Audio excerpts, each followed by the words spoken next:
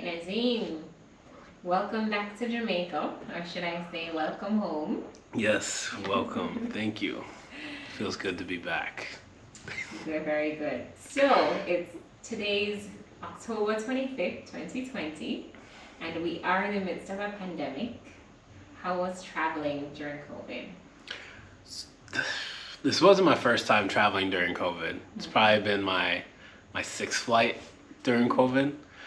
So it's pretty routine for me. I find that the airports were a lot busier than any other time I've flown in 2020.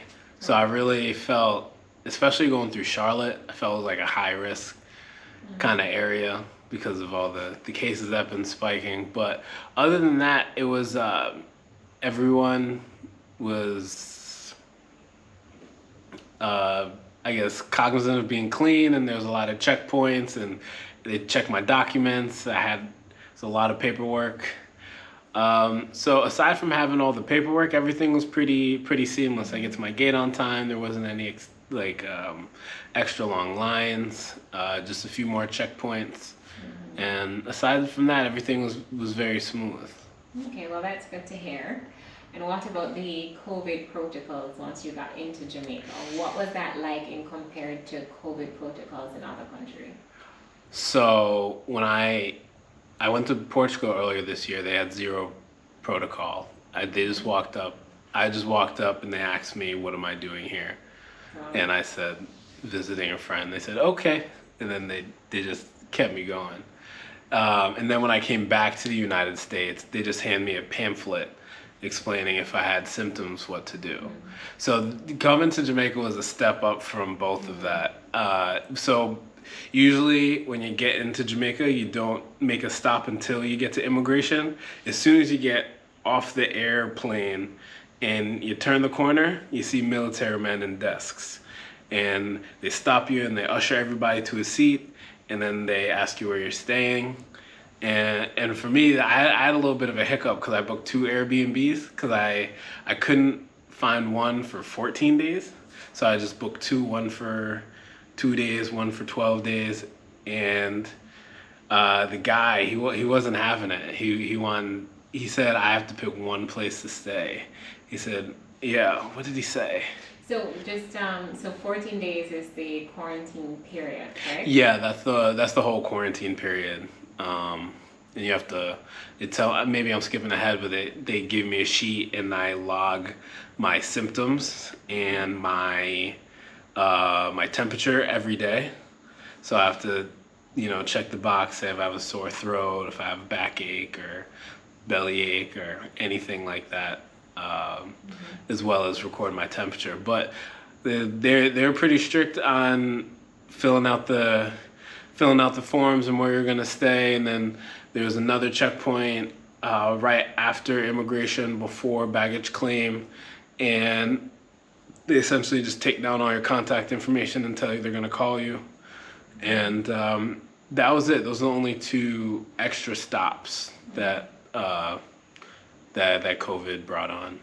Okay, and once you exited the departure lounge, was there anything different there? Did you see people in masks or sanitizing, or did you see people social distancing? What was that like? No social distancing.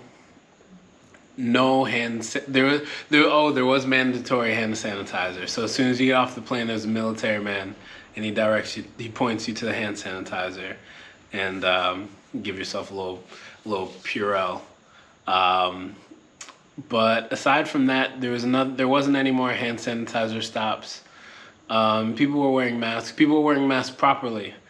Unlike in the United States, they like the nose. They like wearing their mask like this. But it was refreshing to see everyone having their masks on properly here. Okay, so we're gonna switch it up a little bit. Who is Nazim today? Who is Nazim today? Uh, How would you describe Nazim today? Nazim is very grateful for being in Jamaica. I tried to come to Jamaica in April, and this is I want to think the longest period in my life I've gone without coming to Jamaica was about 2 years, or without seeing my family in general. Because when I was younger, it's either we would come down one summer and then they'd come up to the States and visit one summer. So I was feeling really homesick. I could, buy some breadfruit or plantain or mango, but it's not the same. I just gotta feel the island and feel the air, and something's different when you're in Jamaica. So it feels good to touch down after such a long stint away from home. I think between the quarantine just made me feel really homesick. So I'm excited to finally be back. It hasn't really hit me yet because I haven't really slept.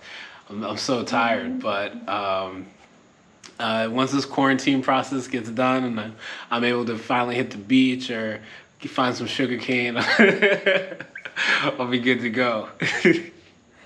Okay, speaking of sugarcane, what's your favorite fruit and why? My favorite fruit. I'll give you a top three. Okay. And these are kind of popular fruit, but when you have a good one, you can't miss. So some juicy sugar cane, some mango, East Indian mango, some Julie mango, and what was the third one I'd say? I say guinep. Guinep is one of my favorite fruit. Camila said it's too hard to find. Or too hard to find good guinep. Too much work. Very true. But I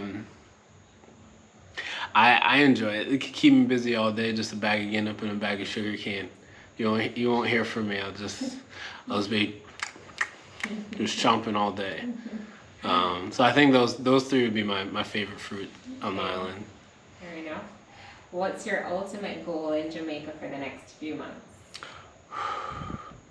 My ultimate goal in Jamaica for the next few months, I'd love to explore the island and go to a lot of different places that I've never been. Jamaica's full of like hidden gems when it comes to waterfalls or private little beaches or cliff jumps, or there's a lot of beautiful and less discovered places in Jamaica, and I really want to not only go there but bring my camera there and share that with people and just explore Jamaica to the point where people can stop asking me about beaches when they talk about Jamaica. I want to get to the point where people ask me about Jamaica when they start talking about Jamaica. The first thing that come out of their mouth is not a beach, because we have much more than just beaches here.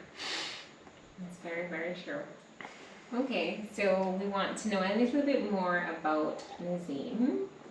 What would you say are your strengths? One of my strengths is persistence. There's a will, there's a way, and I never had a giving up bone in my body. So I think that's one of my strengths. My will to succeed or to get to the next level. And what are my other strengths? I'd say my ability to be compassionate and to listen. I think one thing that I found with traveling and understanding other cultures and people and having friends from all over the world is just having a little patience and understanding someone else's struggle can go a really long way.